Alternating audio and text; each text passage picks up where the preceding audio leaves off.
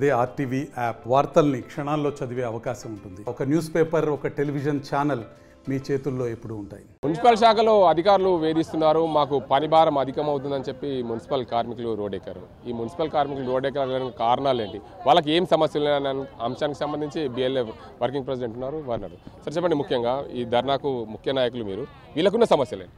సమస్యలు ఏంటంటే మున్సిపల్ కార్మికులు అత్యంత పేదరికం ఉన్నటువంటి వాళ్ళు చాలా తక్కువ వేతనాలకు పనిచేస్తూ ఉన్నారు. ఇవాళ సుప్రీంకోర్టు, గౌరవ సుప్రీంకోర్టు వీళ్ళకి కనీస అంటే సమాన పనికి సమాన వేతనం ఇవ్వాలని చెప్పేసి ఇవాళ ఒక తీర్పు ఉన్నప్పటికీ ఇవాళ గత బీఆర్ఎస్ కానీ ప్రస్తుత కాంగ్రెస్ ప్రభుత్వం కానీ కేవలం 14,500 రూపాయలతో పనిచేస్తూ ఉన్నారు. అట్లాంటి కార్మికుల మీద విపరీతమైన పని భారం. రెండోది, ఈ మున్సిపల్ కార్మికులకు ప్రస్తుతం వచ్చిన, గతంలో లేదు, ఇప్పుడు వచ్చినటువంటి డిప్యూటీ కమిషనర్ రాజేందర్ కుమార్ అంటే ఆయన మహిళల్ని అవమానించే విధంగా, కార్మికులను అవమానించే విధంగా, మీరు ఎక్కడ పోతారు, 15 నిమిషాలకు 30 నిమిషాలకు ఒకసారి మీ ఫోటోలు పంపాలా, తర్వాత వీళ్ళందరికీ లొకేషన్ పెట్టి మీరు ఎక్కడ ఉంటారు, వీళ్ళకేమైనా ఫోన్లు స్మార్ట్ ఫోన్లు ఇస్తున్నారా, లేకపోతే వీళ్ళకేమైనా నెట్ బిల్ ఇస్తున్నారా, ఎక్కడికి వెళ్ళి తెస్తారు వీళ్ళు ఫోన్ లేకపోతే నేను ఉద్యోగాలకు వెళ్ళి తీసేస్తా, లేకపోతే కుటుంబ సభ్యులు ఎవరైనా చనిపోతే వాళ్ళ కుటుంబాలని ఉద్యోగాల్లో పెట్టేటువంటి గత దశాబ్దాలుగా ఉన్నాయి. గతంలో ఐఏఎస్, ఐపీఎస్, మన ఐఏఎస్లు ఉన్నారు, దీనికి ఐఏఎస్ అధికారులు ఉన్నారు. ఇతను వచ్చేసి ఈ అధికారి ఏదైతే ఉందో దుర్మార్గ షాడిస్ట్గా కొంతమంది పర్మనెంట్ కార్మికులు వాళ్ళ అనారోగ్యంతో ఉంటే వాళ్ళ పిల్లల్ని వర్క్ చేస్తూ ఉన్నారు. ఎందుకంటే ఒక బదిలీ వర్కర్గా వాళ్ళ కుటుంబ సభ్యుల్ని పనిచేస్తూ ఉన్నారు.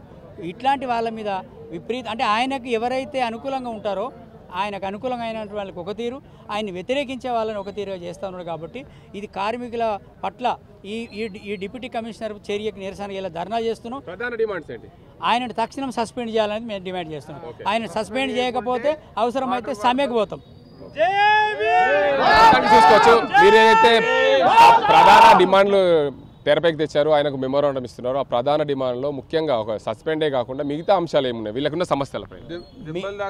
మిగతా అంశాలు మున్సిపల్ కార్మికులకు ఏదైతే ఉందో వీళ్ళకి హెల్త్ చెకప్ చేయించడము, రెండోది వీళ్ళకి పని భారం. ఎందుకంటే ఉదయం 5 గంటల నుంచి వస్తే సాయంత్రం 5 గంటల దాకా వీళ్ళు యంత్రాల్లో పనిచేస్తూ ఉన్నారు. ఇది మంచి పద్ధతి కాదు.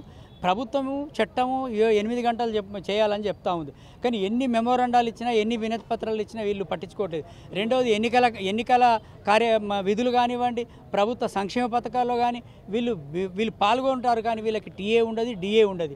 ఒక ఎట్టి చేసేటువంటి బానిసల్లా పనిచేస్తున్నారు. కాబట్టి వీళ్ళకు 8 గంటల కంటే ఎక్కువ పని చెప్పకూడదు.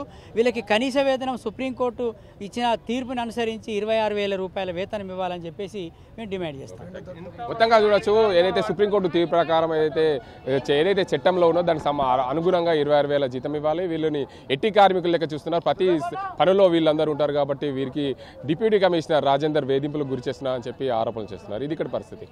అజింతో గంగారెడ్డి, ఆర్టీవీ నిజామాబాద్. మరిన్ని వీడియోస్ కోసం ఛానల్ ని సబ్స్క్రైబ్ చేయండి. లేటెస్ట్ అప్డేట్స్ కోసం వాట్సాప్ ఛానల్ ని ఫాలో చేయండి. అండ్ లింక్ డిస్క్రిప్షన్ లో ఉంది.